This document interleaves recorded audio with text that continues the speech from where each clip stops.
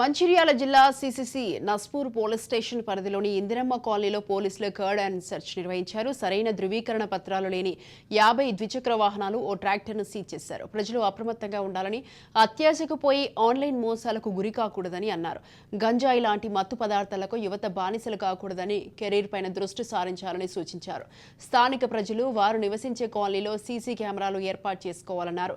కెమెరాలు ఏర్పాటు చేసుకోవడం వల్ల ఎన్నో లాభాలు ఉన్నాయని వాటి గురించి వివరించారు.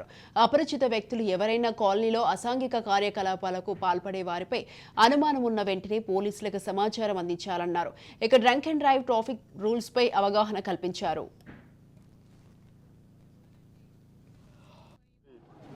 మరియు మంచిర్యాల డీసీపీ గారు ఉత్తర్వుల మేరకు నస్పూర్ పోలీసుల ఆధ్వర్యంలో ఇంద్రమ్మ కాలనీలో కార్డెన్ సెర్చ్ నిర్వహించడం జరిగింది.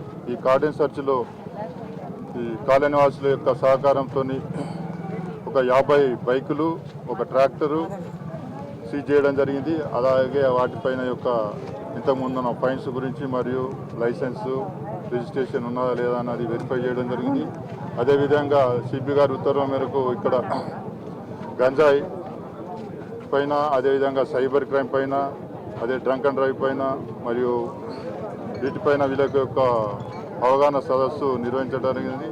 ఈ సదస్సుకు అవకాశం ఇచ్చిన కాలనీ వాసులందరికీ కూడా ధన్యవాదాలు. అదేవిధంగా సీసీ కెమెరాల గురించి కూడా, దాని యొక్క ఉపయోగాల గురించి, ఇంతకుముందు జరిగిన కేసుల గురించి కూడా వాళ్ళకు తెలపడం జరిగింది. వీళ్ళందరూ కూడా సానుకూలంగా స్పందించి ఒక 15 డేస్లో కాలనీ మొత్తం కూడా సీసీ కెమెరాలు పెట్టుకుంటామని హామీ ఇవ్వడం జరిగింది.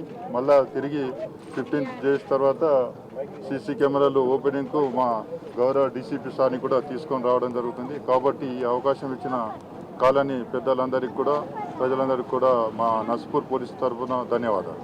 సిపి గారి మరియు మంచిర్యాల డీసీ